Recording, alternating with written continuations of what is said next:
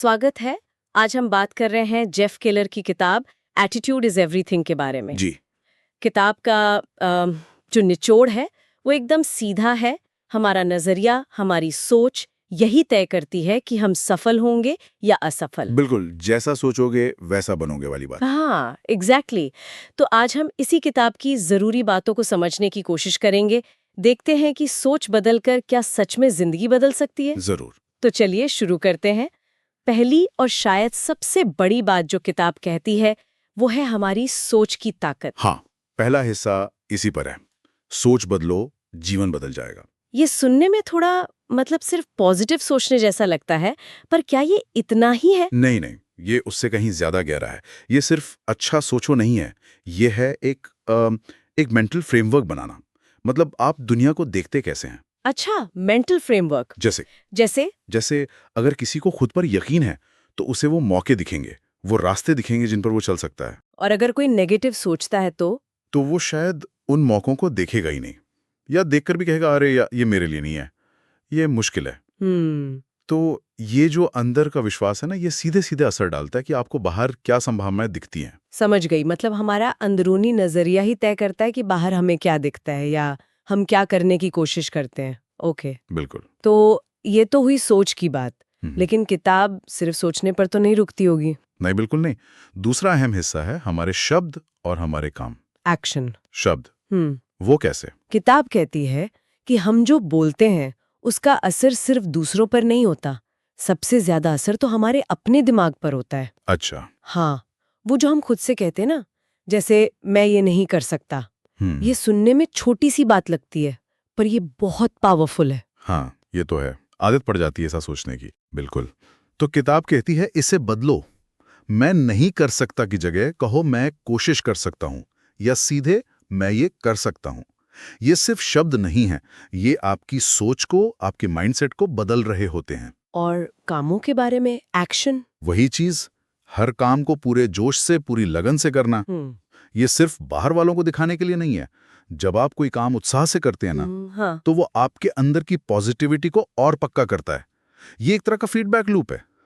अच्छा सोचो, अच्छा बोलो और फिर अच्छा करो भी।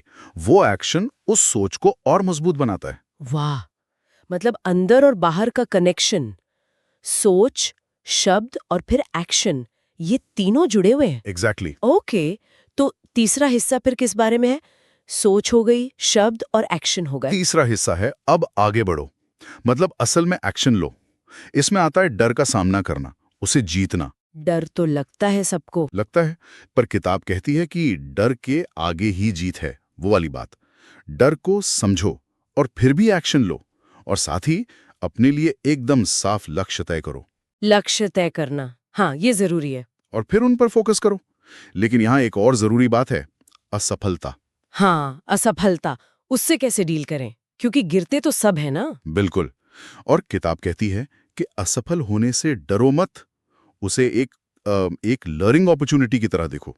सीखने का मौका। पर ये कहना आसान है। हाँ, मुश्किल तो है, पर यही तो पॉजिटिव एटीट्यूड की असली परीक्षा है। पॉजिटिव होने का मतलब ये नहीं कि आप कभी फेल नहीं होंगे। मतलब ये है कि जब आप फेल हों तो आप उठें, सीखें कि क्या गलत हुआ और फिर से कोशिश करें। इसी को लचीलापन कहते हैं, रेजिलियंस। लचीलापन और लक्ष्य पर टिके रहना। ओके, तो ये तीसरा कदम हुआ, एक्शन लेना, डर से निपटना, लक्ष्य बनाना और हार से सीखना। जी हाँ। तो अगर हम इस पूरी बातचीत को, इस किताब के संदेशों को समेटें, तो तीन मुख्य बातें निकलती हैं ना। हाँ, बिल्कुल। पहली कि हमारा नजरिया, हमारा एटीट्यूड ही सब कुछ है। सही। दूसरी कि हमारी सोच, हमारे शब्द, हमारे काम, ये मिलकर हमारा भविष्य बनाते हैं। हाँ, हम खुद बनाते हैं। और तीसरी कि हर दिन एक नया मौका है और हम अपने नजरिए से उस दिन को अच्छा या बुरा बना सकते हैं। असफलता भी एक मौका है। बिल्कुल सही कहा। ये तीन मुख्य संदेश हैं। बहुत बढ़िया। और देखिए, इस पूरी चर्चा से एक बात और मेरे दिमाग में आ रही है, वो ये कि सिर्फ एक पॉजिटिव नजरिया रखना ही शायद काफी नहीं है। अच्छा, तो फिर क्या? उसे रोज की जिंदगी में एक्टिवली बनाए रखना, उसे रोज सींचना, ये ज्यादा जरूरी है।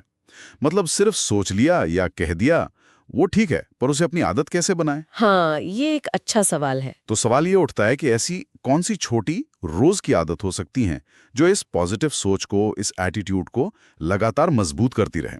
ये कुछ ऐसा है जिस पे शायद हम सबको सोचना चाहिए।